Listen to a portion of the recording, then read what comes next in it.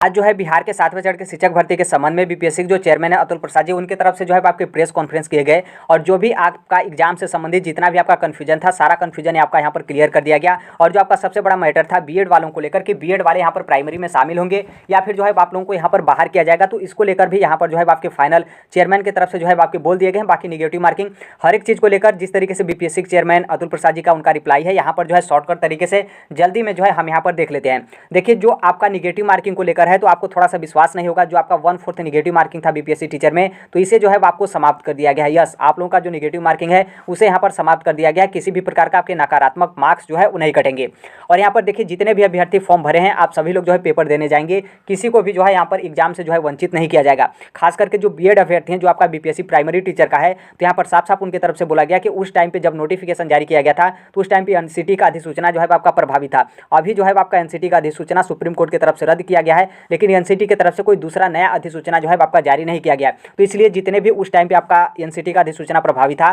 तो आप लोग फॉर्म भरे हैं तो आप लोग एग्जाम भी देंगे। किसी भी तरीके का जो है आप लोगों के एग्जाम पर रोक नहीं लगेगा। आप लोग का यदि एडमिट कार्ड आया है तो आप लोग भी यहाँ पर पेपर देंगे, कोई दिक्कत नहीं है। और जो भी आगे का निर्णय होगा या फिर जो कुछ भी होगा वो आपका बिहार सरकार करेगी और एनसीटी जो है आपका निर्णय देगी। इसको लेकर बीपीएससी के चेयरमैन जो है वो कुछ भी नहीं कर सकते हैं।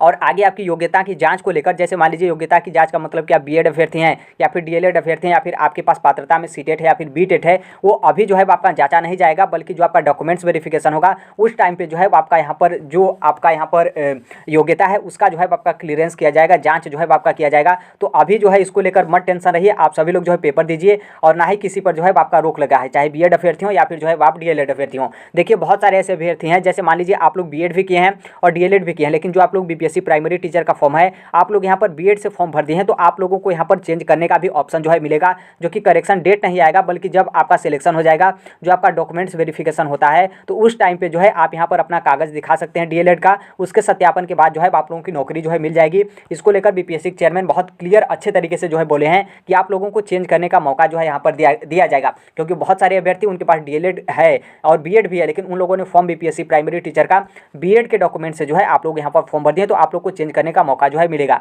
देखिए, टोटल जो आपके आवेदन आए हैं, चाहे बिहार हो या फिर अदर स्टेट, मेल हो या फिर फीमेल हो, जो डीएलएड अभ्यर्थी हैं उनकी संख्या जो है आपके 3,80,000 है। और यहाँ पर जो आपके चेंज करने का ऑप्शन जो है मिलेगा बीएड से डीएलएड, तो और जो है आपकी संख्या में काफ़ी ज़्यादा बढ़ोतरी जो है आपकी होगी। लगभग जो है आपके 4 लाख से ऊपर जो है वो जा सकते हैं, या फिर मान लीजिए जितना भी जाएगा, लेकिन आप लोगों को चेंज करने का ऑप्शन जो है आपका मिलेगा। और यहाँ पर फाइनल में वो लास्ट में यही बोले हैं कि जो कोई भी यहाँ पर बोल रहा है बीपीएससी के चेयरमैन को कि आप आईएएस हैं, इतने पढ़े लिखे हैं और आपको इतनी प्रतिष्ठित जो आपका कुर्सी है चेयरमैन है वहाँ पर आपको बैठाया गया है, तो इस तरीके का निर्णय क्यों ले रहे हैं बीपीएससी जो टीआरई एग्जाम है उसको आगे बढ़ाइए या फिर बीएड वालों को प्राइमरी से बाहर किए। तो वो यहाँ पर साफ साफ बोले कि देखिए, ये सभी चीज़ें करना जो है हमारे बस की बात नहीं है, इसको लेकर जो है हम कुछ भी नहीं कर सकते हैं। जो भी आप करेगा ये आपका बिहार सरकार करेगा और एनसीटी जो है आपका करेगा। और यहाँ पर एनसीटी की तरफ से कोई नया अधिसूचना जारी नहीं किया गया है, इसलिए यहाँ पर बिहार सरकार जो है एग्जाम को लेकर आपके बीएड वालों को प्राइमरी से बाहर करने को लेकर किसी भी तरीके का जो है आपका आदेश नहीं दिया गया है। तो जो कोई भी आदेश आता है आपके बिहार एनसीटी की तरफ से और एनसीटी के बाद जो है आपका बिहार सरकार हो या फिर बिहार का एजुकेशन डिपार्टमेंट हो, वो जिस तरीके का आदेश जो है बीपीएससी को देगा, उसी तरीके का आदेश जो है वो यहाँ पर बीपीएससी की तरफ से फॉलो जो है आपका किया जाएगा। मतलब टोटल जो जिम्मेदारी है बिहार सरकार की और एनसीटी की जो है वो जिम्मेदारी है बीएड वालों को लेकर कि प्राइमरी में शामिल या फिर जो है आपका प्राइमरी से बाहर जो है करना, जो कि अभी तक एनसीटी की तरफ से नया अधिसूचना जो है आपका जारी नहीं किया गया है। और जब आपका फॉर्म सबमिट हो रहा था तो उस टाइम पे बीएड वाले अभ्यर्थी एलिजिबल थे, तो इसलिए आप लोग फॉर्म भरें, तो आप सभी लोग जो है एग्जाम देने जाइए।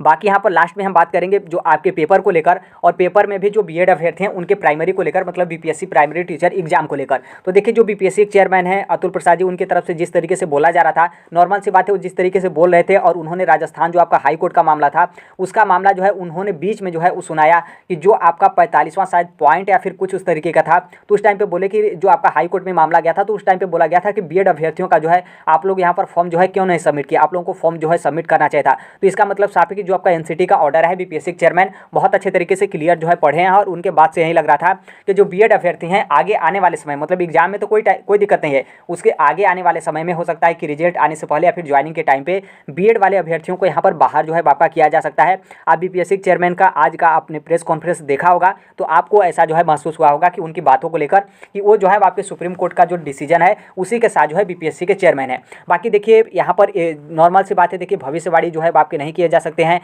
ये जो भी आपका एजुकेशन सेक्टर हो या फिर जो कुछ भी हो, एक तरीके से पॉलिटिक्स पे जो है वो आपका डिपेंड करता है। और ये जो आपका मुद्दा है वो आपका देश भर का मुद्दा जो है वो आपका बना हुआ है, क्योंकि सुप्रीम कोर्ट का डिसीजन एनसीटी की अधिसूचना को खारिज करना मतलब पूरे भारत से जो है बीएड वालों को प्राइमरी में जो है अपात्र जो है वो आपका हो जाना। तो देखिए अगले साल 2024 में इलेक्शन भी है, तो हो सकता है कि कोई उस तरीके का रास्ता जो है वो सरकार निकाले। देखिए आपको लगता है संविधान को लेकर कि उल्लंघन होगा और मौलिक अधिकार जो है वो आपका छेड़छाड़ किया जाएगा, अन्याय होगा डीएलएड वालों के साथ, लेकिन ये आपका यदि चुनावी मुद्दा बनता है तो सरकार कुछ न कुछ ऐसा संशोधन लाएगी कि आपको विश्वास भी नहीं होगा और बीएड वाले अभ्यर्थी जो है यहाँ पर प्राइमरी में जो है वो यहाँ पर शामिल हो जाएंगे।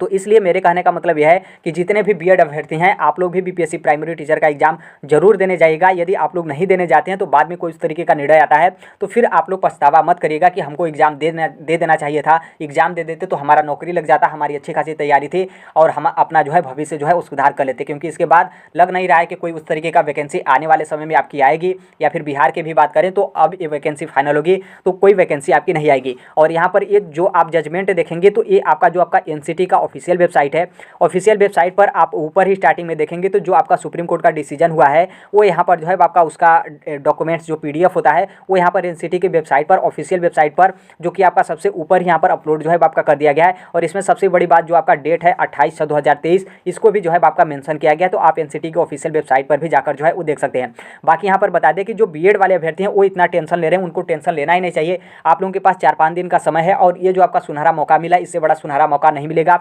क्योंकि इसमें क्या है कि आपका निगेटिव मार्किंग भी समाप्त कर दिया गया है। 75% सीट जो है आपका यहाँ पर भरना कंपलसरी है और उतने जो है आपके टोटल आवेदन भी नहीं आए हैं। और यदि मान लीजिए जो डीएलएड अभ्यर्थी हैं अदर स्टेट के वो भी यहाँ पर मैक्सिमम लोग पेपर नहीं देने जाएंगे क्योंकि इतना दूर सेंटर भेजा है। बहुत सारे जो डीएलएड अभ्यर्थी हैं वो सीटेट एग्जाम अभी तक क्वालिफाई नहीं है और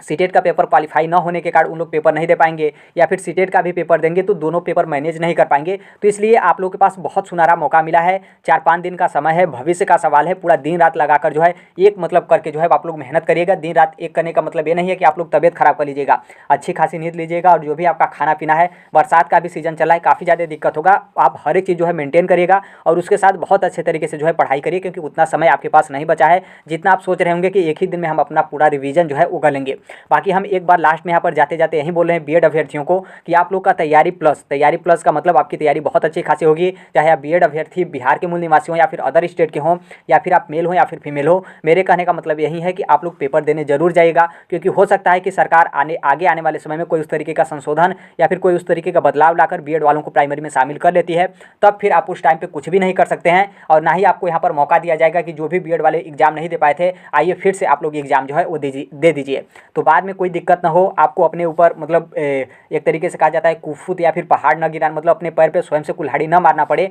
इसलिए आप लोग क्या करिए कि आप लोग भी यहाँ पर पेपर देने जाइए। देखिए पैसे को लेकर बहुत सारे ऐसे अभ्यर्थी होंगे जिनकी तैयारी नहीं होगी और वो यहाँ पर यही बोलेंगे कि अभी पेपर देने से क्या फ़ायदा है, बाद में हम यहाँ पर बाहर हो जाएंगे। आप सोचिए आप लोग बीएड जो है वो 2 से 2.5 लाख पैसा लगाकर आप लोगों ने बीएड किया, फिर उसके बाद जो है आप 4-5 साल से घर बैठे हैं, सीटेट एग्जाम क्वालिफाई हैं, बीटेट एग्जाम क्वालिफाई हैं, अदर स्टेट के आप लोग पात्रता एग्जाम क्वालिफाई कर लिए ताकि हम वहाँ पर नौकरी कर लें। और अब आपका समय है 1,000-2,000 रुपये को लेकर, तो इसको लेकर टेंशन बिल्कुल मत लीजिए। आपकी तैयारी बहुत अच्छी खासी है तो आप लोग पेपर देने जरूर जाइए। यदि आपकी तैयारी अच्छी खासी नहीं है तो यहाँ पर मैं नहीं कहूँगा कि आप लोग यहाँ पर पेपर देने जो है आप जाइए। बाकी जो कोई भी अपडेट होता है, नोट्स वगैरह होते हैं, टेलीग्राम पर हम यहाँ पर शेयर कर देंगे, तो कमेंट बॉक्स में जो है आपको टेलीग्राम का लिंक देखने को मिलेगा। बाकी आप भी यदि टीचिंग एग्जाम की तैयारी करते हो, लाइक सीटेट हो या फिर UP TET, super TET, DSSB 7वें चरण का शिक्षक भर्ती मतलब टीचिंग एग्जाम या फिर किसी भी कॉम्पिटिटिव एग्जाम की आप तैयारी करते हैं तो इस प्लेटफॉर्म को आप subscribe, right to education Sonbhadra को आप यहाँ पर सब्सक्राइब जो है कर सकते हैं। तो यही अपडेट है। बाकी बहुत सारे ऐसे प्लेटफॉर्म है जहाँ पर इनका वीडियो जो है आपका प्रेस कॉन्फ्रेंस का अपलोड किया गया है, तो उसे आप देख भी सकते हैं। बाकी हम यहाँ पर शॉर्टकट तरीके से यहाँ पर बता दिए कि वो आपका टोटल यहाँ पर क्या बताएं, क्योंकि नॉर्मल से बात है उनका वीडियो देखने जाएंगे 1 घंटे का 1.5 घंटे का वीडियो होगा, उसमें जो है आपको क्लियर नहीं हो पाएगा। तो यही अपडेट है। बाकी जो कोई भी अपडेट होगा, इन्फॉर्मेशन होगा, हम शेयर कर देंगे। मिलते हैं अगले नेक्स्ट वीडियो में, तब तक के लिए thank you, bye bye, take care, all the best, thank you for listening, God bless you all, thank you.